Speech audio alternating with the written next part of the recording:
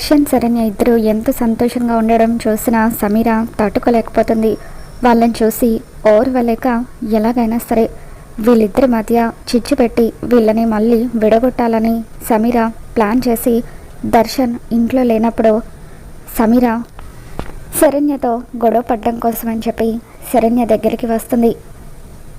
ఏ శరణ్య, దర్శన్ పూర్తిగా నీకు దగ్గరైపోయాడన్న భ్రమలో ఉన్నట్టున్నావు, కానీ ఒకటి గుర్తుపెట్టుకో, ఎప్పటికైనా దర్శన్ని సొంతం చేసుకునేది నేనే అని చెప్పి సమీర అంటూ ఉంటుంది.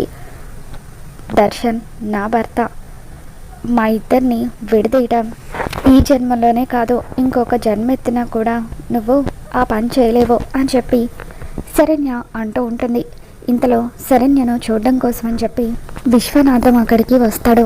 విశ్వనాథం అక్కడికి వచ్చి వాళ్ళిద్దరిని ఆశ్చర్యంగా చూస్తూ ఉంటాడు. అమ్మ శరణ్య, నీకు యాక్సిడెంట్ అయిందట కదా, ఇప్పుడు ఎలా ఉందమ్మా అని చెప్పి అడుగుతూ ఉంటే పర్వాలేదు నాన్న అని చెప్పి శరణ్య అంటూ ఉంటుంది. ఈ మహాతల్లిని కన్న తండ్రివి నువ్వే అన్నమాట అని చెప్పి సమీర అంటూ ఉంటే ఎవరమ్మా ఈ అమ్మాయి ఇలా మాట్లాడుతుంది అని చెప్పి విశ్వనాథం అంటూ ఉంటాడు. దర్శన్ గారికి నాకు మనస్పర్ధలు రావడానికి కారణం ఇదే నాన్న అని చెప్పి శరణ్య అంటూ ఉంటుంది.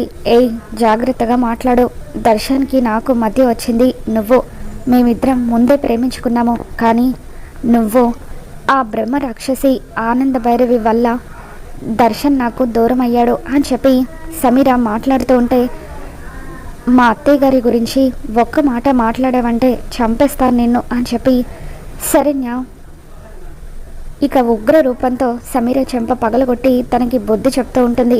ఇక అప్పుడే అక్కడికి వచ్చిన దర్శన్ శరణ్య అని చెప్పి అరుస్తూ ఉంటాడు. మరి రాబోతున్న ఎపిసోడ్లో ఏం జరగబోతుందో మనం మన ఛానల్లో తెలుసుకుందాం. ఈ వీడియో మీకు నచ్చినట్లయితే తప్పకుండా లైక్ చేయండి.